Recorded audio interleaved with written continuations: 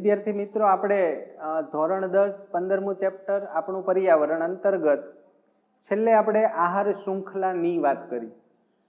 દરેક સજીવ પોતાનો ખોરાક મેળવવા માટે બીજા સજીવ ઉપર આધાર રાખતો હોય.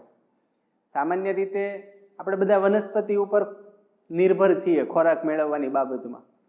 વનસ્પતિ પોતે પોતાનો ખોરાક જાતે તૈયાર કરે સૂર્યપ્રકાશની હાજરીમાં, એટલે વનસ્પતિને આપણે સ્વયંપોષી સજીવ તરીકે ગણીએ. વનસ્પતિનો આપણે ખોરાક તરીકે ઉપયોગ કરીએ છીએ એટલે આપણે પ્રાથમિક ઉપભોગી બન્યા. અને કોઈ પ્રાણી પોતાનો ખોરાક મેળવવા માટે બીજા પ્રાણી ઉપર આધાર રાખતો હોય તો એને આપણે દ્વિતીય ઉપભોગી તરીકે છેલ્લા લેક્ચરમાં આપણે ચર્ચા કરી હતી.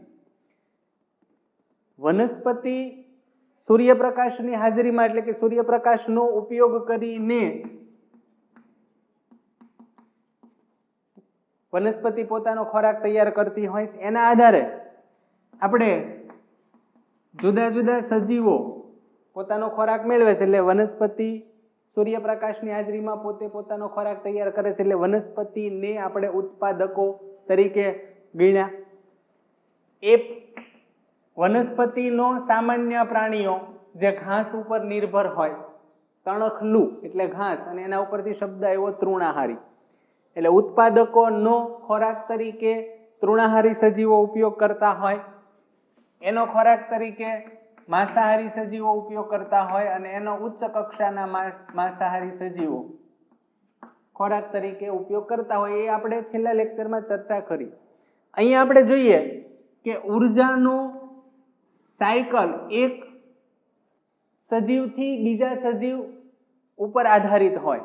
એટલે એક સજીવ પોતાનો ખોરાક મેળવવા માટે બીજા સજીવ ઉપર આધાર રાખે છે, એટલે ઉર્જાનું વહન આવી રીતે ઉત્પાદકોમાંથી તૃણાહારીમાં, તૃણાહારીમાંથી માંસાહારીમાં એ ઉર્જાનું વહન આ રીતે આગળ વધતું હોય છે. અને આપણે છેલ્લે એ પણ ચર્ચા કરી કે ઉર્જાનું વહન થાય ત્યારે એક તબક્કામાંથી બીજા તબક્કામાં પ્રવેશે ત્યારે ઉર્જાનું વ્યય પણ થતો હોય. એટલે ઉર્જાનું વહન આ રીતે ઉપરની તરફ જતું હોય, ત્યારે નીચેની તરફ આવતું નથી. એટલે ઉર્જાનું વહન ક્રમશઃ આ રીતે આગળ વધે. દરેક તબક્કામાં કંઈક ને કંઈક અંશે ઉર્જાનો વ્યય પણ થતો હોય. ત્યાં સુધીની ચર્ચા આપણે છેલ્લા લેક્ચરમાં કરી હતી. આપણે પ્રદૂષણ, ઘણા બધા પ્રદૂષણ આપણે ભણીએ. અગાઉ પાછળના ધોરણમાં આપણે પ્રદૂષણ વિશેની માહિતી ભણ્યા. પછી એ હવાનું પ્રદૂષણ હોય, ભૂમિ પ્રદૂષણ હોય કે જલ પ્રદૂષણ હોય, અથવા તો જમીનનું પ્રદૂષણ હોય. ઘણા બધા પ્રદૂષણની વિશે આપણે માહિતગાર છીએ. આપણી આસપાસ જે કાંઈ પાણી છે એ પાણી અથવા નદી અથવા તો સરોવરના સ્વરૂપમાં હશે. આપણી આસપાસ ગામડામાં ક્યાંય જળાશયો હોય તો એ જળાશયોનો પાણીનો આપણે જુદી જુદી જગ્યાએ ઉપયોગ કરતા હોઈએ. આપણે ત્યાં વાસણ માંજતા હોઈએ છીએ, ઢોર નવડાવતા હોઈએ છીએ, અને ઘણા શહેરોમાં નદીઓમાં ગટરનું પાણી સીધું નદીઓમાં ઠાલવવામાં આવતું હોય. ઘણા ઔદ્યોગિક એકમોનો કચરો પણ આ જળાશયોના પાણીમાં ઠાલવવામાં આવતો હોય અને એના કારણે આ પાણી દૂષિત બને, જેને આપણે જલ પ્રદૂષણ કહીએ. જલ પ્રદૂષણ થવા માટેના કારણો ઘણા બધા. એમાંનું એક કારણ આ છે કે આપણે આપણી રોજિંદી જીવનશૈલીને કારણે આપણે પાણી દૂષિત કરીએ. આ જ પાણીનો આપણે સિંચાઈ તરીકે ઉપયોગ કરતા હોઈએ. એટલે ખેતીવાડીમાં આ પ્રદૂષિત પાણી આપણે ઉપયોગમાં લઈએ. એ આપણને કઈ રીતે નુકસાન થાય? આપણે ડાયરેક્ટ એ પાણીનો પીવા માટે ઉપયોગ કરતા હોઈએ તો જુદા જુદા પ્રકારની બીમારીનો આપણે ભોગ બનતા હોઈએ છીએ, એ તો આપણને ખબર હોય. પણ ઘણી વખત પ્રદૂષિત પાણીનો ડાયરેક્ટ આપણને જે ગેરફાયદો છે એ ખબર નથી પડતી, પણ આપણને કઈ રીતે નુકસાન કરતું હોય. મોટાભાગે આપણે ખેતીવાડી ઉપર નિર્ભર હોઈએ એટલે સિંચાઈ માટે આપણે આ પ્રદૂષિત પાણીનો ઉપયોગ કરતા હોઈએ.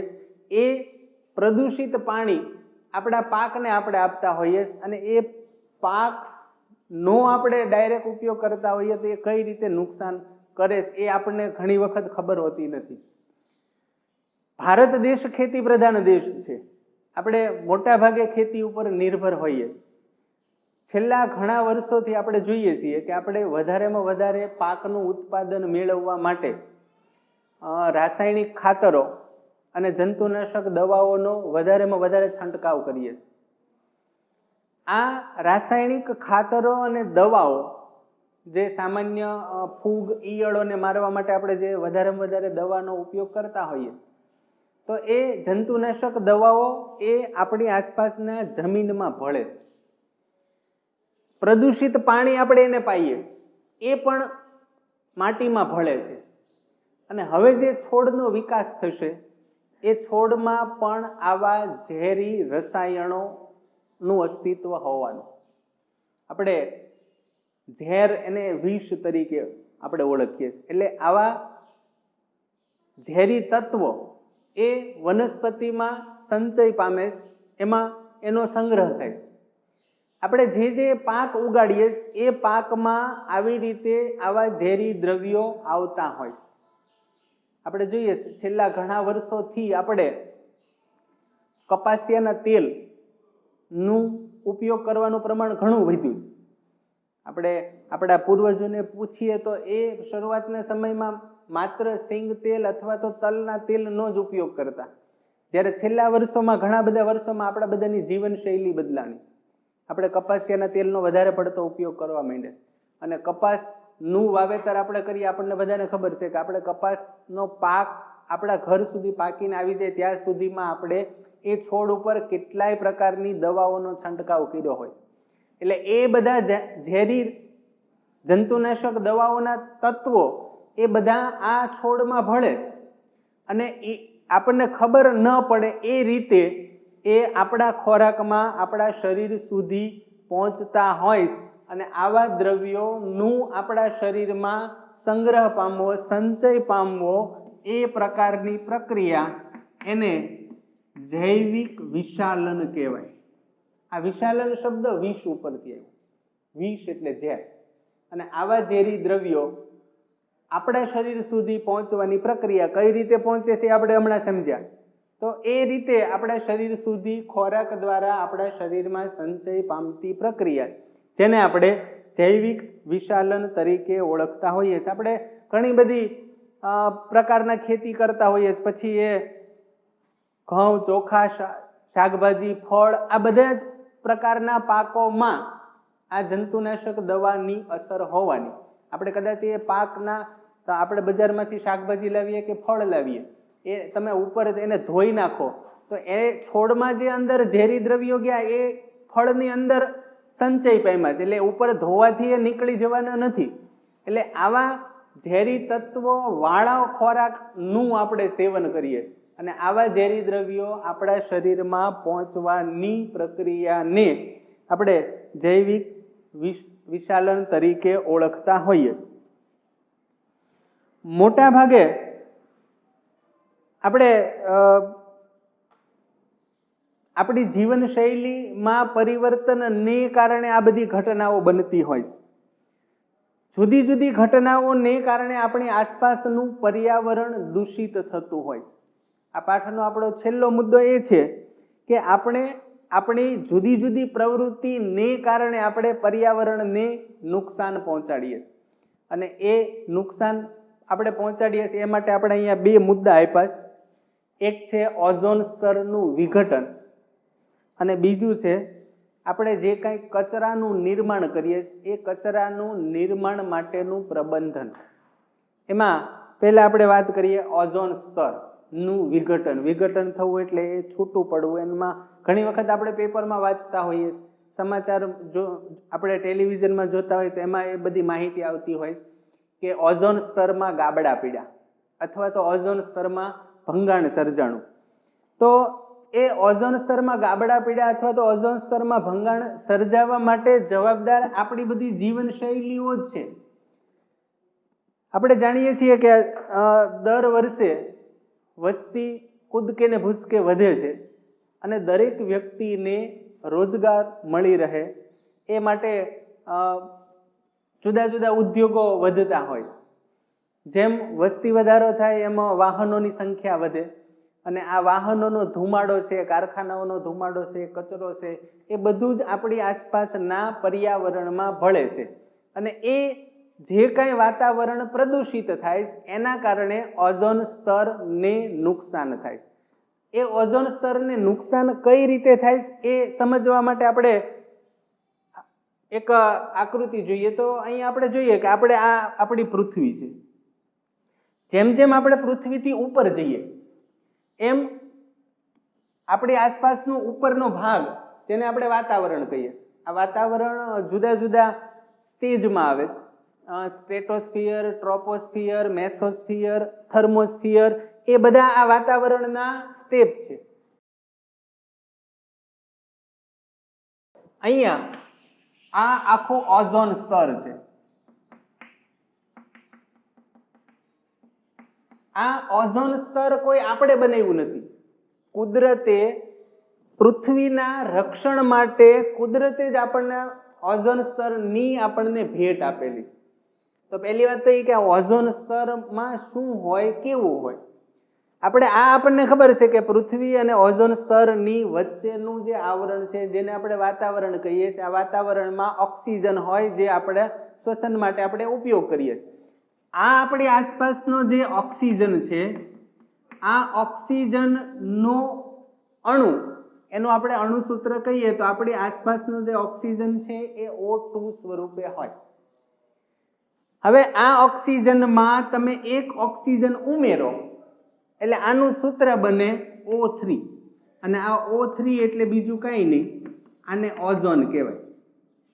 એટલે આપણી આસપાસના વાતાવરણમાં જે ઓક્સિજન છે એ ઓક્સિજનના અણુઓ આ સ્વરૂપે હોય, O2 સ્વરૂપે હોય. ઓક્સિજનના 2 પરમાણુ ભેગા થઈ અને O2 બનાવે. પણ જો ઓક્સિજનના 3 પરમાણુનું જોડાણ થઈ એક અણુ બનતો હોય તો એને આપણે O3 કહીએ અને O3 એટલે ઓઝોન. એટલે અહીંયા જે આપણે ઉપરનું જે પડ છે, આવરણ છે, એ ઓઝોનનું છે એટલે બીજું કંઈ નથી. ત્યાં જે ઓક્સિજન વાયુનું જે બંધારણ છે એનું સ્વરૂપ કંઈક આવું છે, O3 સ્વરૂપમાં. હવે આ જે આવરણ છે, જેને આપણે ઓઝોન આવરણ કહીએ, એ આપણને કઈ રીતે ઉપયોગી છે? તો આપણને એ ખબર છે કે આ સૂર્યપ્રકાશમાં આપણે સૂર્યમાંથી જે કિરણો નીકળે એ સૂર્યમાંથી માત્ર પ્રકાશ નથી નીકળતો. સૂર્યમાંથી 3 પ્રકારના કિરણો નીકળે. એક છે પારરક્ત, બીજું છે પારજાંબલી અને ત્રીજું છે દ્રશ્ય પ્રકાશ. સૂર્યોદય થાય ત્યારે સૂર્યમાંથી આવા 3 પ્રકારના કિરણો પૃથ્વી ઉપર આવે. પારરક્ત જેને આપણે ઇન્ફ્રારેડ કહીએ, પારજાંબલી જેને આપણે અલ્ટ્રાવાયોલેટ UV કિરણો કહીએ, આ પારજાંબલી UV. પારરક્ત કિરણો ગરમીનું પ્રસરણ કરે છે. એટલે આપણને સૂર્યપ્રકાશમાંથી જે ગરમી મળે છે એના માટે જવાબદાર છે આ પારરક્ત કિરણો. પારજાંબલી કિરણો જેને આપણે અલ્ટ્રાવાયોલેટ રે કહીએ, આ કિરણો દરેક સજીવોને નુકસાન કરતા. આ UV કિરણો જે સૂર્યમાંથી નીકળે એ જો આપણી આંખમાં સીધા પ્રવેશે તો ક્યારેક આંખમાં અંધાપો આવી શકે. આપણી ચામડી ઉપર પડે તો ચામડીનું કેન્સર થઈ શકે. આ UV કિરણો જે સૂર્યમાંથી નીકળે છે, પારજાંબલી કિરણો, એ સજીવોને નુકસાન કરતા છે અને એ કિરણોથી બચાવવા માટે કુદરતે વચ્ચે આ એક આવરણ બનાવ્યું. અને આ સૂર્યમાંથી જે કિરણો નીકળે એ કિરણો આ આવરણમાં એટલે કે ઓઝોન સ્તરમાં શોષાઈ જાય. એટલે આ કિરણો આપણા સુધી પહોંચતા નથી. માત્ર પારરક્ત કિરણો અને દ્રશ્ય પ્રકાશ જ આપણે પૃથ્વી ઉપર પહોંચે. આ પારજાંબલી કિરણો છે એ અહીંયા ઓઝોન સ્તરમાં શોષાઈ જાય છે, જેના કારણે સજીવોને જે આ અલ્ટ્રાવાયોલેટ રેની જે હાનિકારક અસરનો સામનો કરવો પડે એ ન થાય એટલા માટે કુદરતે ઓઝોન સ્તરનું નિર્માણ કર્યું. એટલે આપણને બધાને આ પારજાંબલી કિરણોથી બચાવવા માટેનું ઉપરનું જે આવરણ છે એને આપણે ઓઝોન સ્તર તરીકે ઓળખીએ. પણ હવે આપણે શું કર્યું? આપણે પૃથ્વી ઉપર કેટલાય ઉદ્યોગો વધાર્યા અને આ ઉદ્યોગોનો ધુમાડો એનો જે વાતાવરણમાં ભળે અને આ પ્રદૂષિત વાતાવરણ આ ઓઝોન સ્તરને તોડે. એટલે અહીંયા ઓઝોન સ્તરમાં ભંગાણ થાય, આનું વિઘટન થાય. એટલે આ ઓઝોન સ્તર O3 છે એ છૂટું પડે. એટલે અહીંયા એમાં આ ઓઝોન સ્તર આવી રીતે તૂટે એટલે એના ઓક્સિજનના જે 3 પરમાણુ જોડાયેલા હોય એનું વિઘટન થાય અને એને આપણે એવું કહીએ કે ઓઝોન સ્તરમાં ગાબડા પીડ્યા અથવા તો ઓઝોન સ્તરમાં ભંગાણ સર્જાણું. પરિણામ શું આવશે કે જો અહીંયા જો આવી રીતે ઓઝોન સ્તર તૂટી ગયું હોય તો આ પારજાંબલી કિરણ છે એ સીધા પૃથ્વી ઉપર પહોંચશે, કારણ કે હવે એને ઓઝોન સ્તરમાંથી પસાર થવાનું નથી. આપણે ઓઝોન સ્તર તોડી નાખ્યું અને એની હાનિકારક અસરો આજે નહીં તો પછીની પેઢીને પણ ખૂબ ખરાબ પરિણામ ભોગવવાનો વારો આવશે. અને એટલા માટે આપણે અત્યારે જુદા જુદા સમૃદ્ધ દેશો આ બાબતે જુદી જુદા સેમિનાર યોજતા હોય અને એમાં આ બાબતની ચર્ચાઓ પણ થતા હોય કે આપણે જે કાંઈ પ્રદૂષણને કારણે જે ઓઝોન સ્તર તૂટે છે, ઓઝોન સ્તરમાં ભંગાણ થાય એ હવેની પછીની પેઢીને એનાથી ખતરાથી બચવા માટે આપણે શું કરવું જોઈએ. તો એના માટેના જુદા જુદા સેમિનાર થતા હોય છે. એમાંનું એક કારણ એ આવ્યું છે કે આ ઓઝોન સ્તર તોડવા માટે જો સૌથી જવાબદાર વાયુ હોય તો એ છે CFC. આનું આખું નામ છે ક્લોરોફ્લોરોકાર્બન.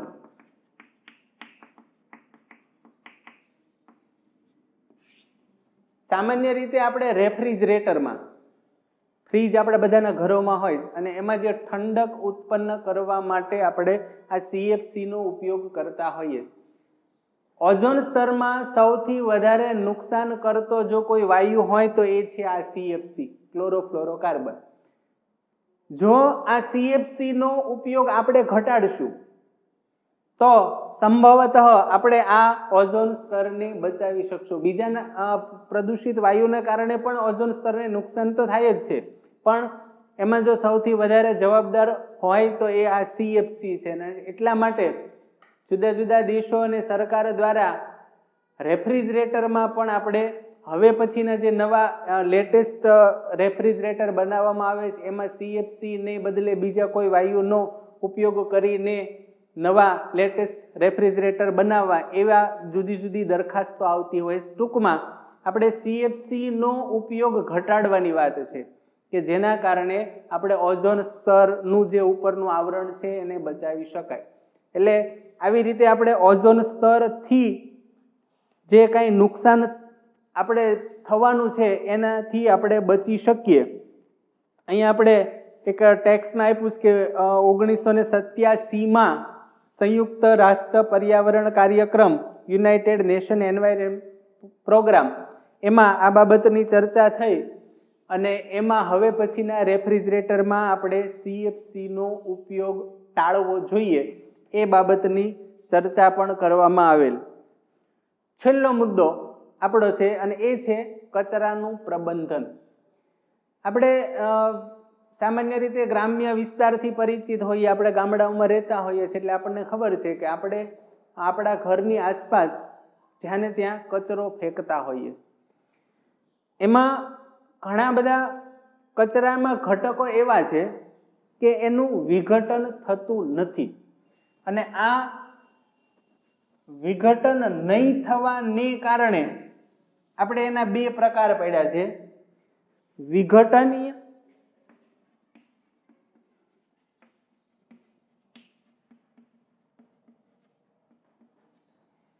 વિઘટનીય અને અવિઘટનીય. આપણે ઉકરડો હોય તો ઉકરડાનો આપણે ખાતર તરીકે ઉપયોગ કરીએ. ઉકરડો સામાન્ય રીતે ઉકરડો બનાવવા માટેની પણ વૈજ્ઞાનિક પદ્ધતિ છે. આપણે જમીનમાં ખાડો ગાળવો જોઈએ, એમાં માટી પાથરવી જોઈએ, એની ઉપર કચરો નાખવો જોઈએ, ફરી પાછી માટી નાખવી જોઈએ, સમયાંતરે પાણીનો છંટકાવ કરવો જોઈએ અને એ જમીનના લેવલે આવે ત્યારે એ ખાડો દાટી દેવો જોઈએ. અંદર ભૂતાપીય ઉર્જાને કારણે એ કચરાનું કોહવાણ થશે અને એને આપણે વિઘટનીય કહીએ. સામાન્ય રીતે આપણે આપણી ભાષામાં કહીએ કે હળી જવું. હળી જવું એટલે વિજ્ઞાનની ભાષામાં એનું વિઘટન થવું. પણ ઘણી બધી વસ્તુઓ કે પદાર્થો એવા છે કે એનું વિઘટન થતું નથી. આપણે ઉકરડામાંથી ખાતર આપણે જ્યારે ખેતરમાં નાખવા માટે લઈ જતા હોય ત્યારે તમે જોજો 2 વર્ષ પહેલા આપણે કોઈ પ્લાસ્ટિકની પેન નાખીએ છીએ તો એ પ્લાસ્ટિકની પેનનો કલર વયો ગયો હશે, પણ એ પ્લાસ્ટિકનું વિઘટન નહીં થયું હોય, એ આપણી ભાષામાં હળી જતું નથી. તો અહીંયા એનો કલર વયો ગયો એટલે એની ઉપર જુદા જુદા ભૌતિક પરિબળો, તાપમાન, હવામાન, ભેજ, આ બધાની અસર થાય, પણ એનું વિઘટન થતું નથી. અને જેનું વિઘટન થતું ન હોય એને આપણે અવિઘટનીય પદાર્થો તરીકે ઓળખતા હોઈએ. એટલે અહીંયા આપણે જે કાંઈ વસ્તુ આપણે ફેંકી દેતા હોઈએ એનો ઉપયોગ આપણે રોજિંદા જીવન વ્યવહારમાં કરતા હોઈએ તો કેવા વસ્તુનો આપણે ઉપયોગ વધારે કરવો જોઈએ અથવા તો ન કરવો જોઈએ એ આપણે આના ઉપરથી સમજી શકાય કે સામાન્ય રીતે જે પદાર્થોનું વિઘટન થતું નથી, આ અવિઘટનીય પદાર્થોનો આપણે ઉપયોગ ટાળવો જોઈએ. જુદા જુદા દેશોમાં અને જુદી જુદી સરકાર દ્વારા સમયાંતરે પ્લાસ્ટિક ઉપર પ્રતિબંધ મૂકવામાં આવતો હોય. એ પ્રતિબંધ મૂકવા પાછળનું કારણ એક આ જ છે. આપણે આજે જોઈએ છે આ છેલ્લા 2-3 વર્ષોથી આપણે સ્વચ્છતા અભિયાન શરૂ કર્યા છે, અને આ સ્વચ્છતા અભિયાનમાં આપણે મોટામાં મોટો જો કોઈ પ્રોગ્રામ હોય તો એ આપણી આસપાસનો કચરો એક જગ્યાએ ભેગો કરવો, એ કચરાનું જુદા જુદા ભાગોમાં વિભાજન કરવું, સૂકો કચરો, ભીનો કચરો, જેનું વિઘટન થાય છે એવો કચરો, આ બધાનું આપણે અલગીકરણ કરીએ છીએ. એટલે અહીંયા કચરાનું પ્રબંધનમાં આપણે એ જ વસ્તુ જોવાની છે કે જે કચરાનું વિઘટન થતું ન હોય એટલે કે જૈવિક અવિઘટનીય કચરાનો આપણે ઉપયોગ ટાળવો જોઈએ, ઓછામાં ઓછો એનો ઉપયોગ કરવો જોઈએ. ફરી વખત એનો ઉપયોગ થઈ શકે, પુનઃ ઉપયોગ, રિસાયકલ થઈ શકે એવા પદાર્થોનો આપણે વધારેમાં વધારે ઉપયોગ કરવો જોઈએ. જે પદાર્થોનું વિઘટન થાય છે એને આપણે જૈવ વિઘટનીય પદાર્થો તરીકે ઓળખતા હોઈએ, પણ જેનું વિઘટન થઈ શકતું નથી એને આપણે જૈવ અવિઘટનીય પદાર્થો તરીકે ઓળખતા હોઈએ. અને જેનો જે પણ વાતાવરણને, આપણી આસપાસના પર્યાવરણને પ્રદૂષિત કરવામાં એનો પણ એક ભાગ છે, કારણ કે એનું વિઘટન થતું નથી, લાંબા સમય સુધી એ વસ્તુ પડી રહી છે અને એ આપણને ઇનડાયરેક્ટલી રીતે પણ નુકસાન કરતું હોય. એટલે કચરાના આપણે 2 પ્રકાર, જૈવ વિઘટનીય અને અવિઘટનીય, એના આપણે અલગ તારવીને એનાથી પર્યાવરણને કઈ રીતે બચાવી શકાય એના આપણે પગલાં લેવા જોઈએ, અથવા તો એ પ્રમાણે આપણે એનો ઉપયોગ કરવો જોઈએ. અહીંયા આપણે 15મો પાઠ આપણું પર્યાવરણ, એ પાઠ અહીંયા પૂરો થાય છે. હવે પછીના લેક્ચરમાં આપણે આગળનો અભ્યાસક્રમનો જે કાંઈ પાઠ છે એની ચર્ચા કરીશું.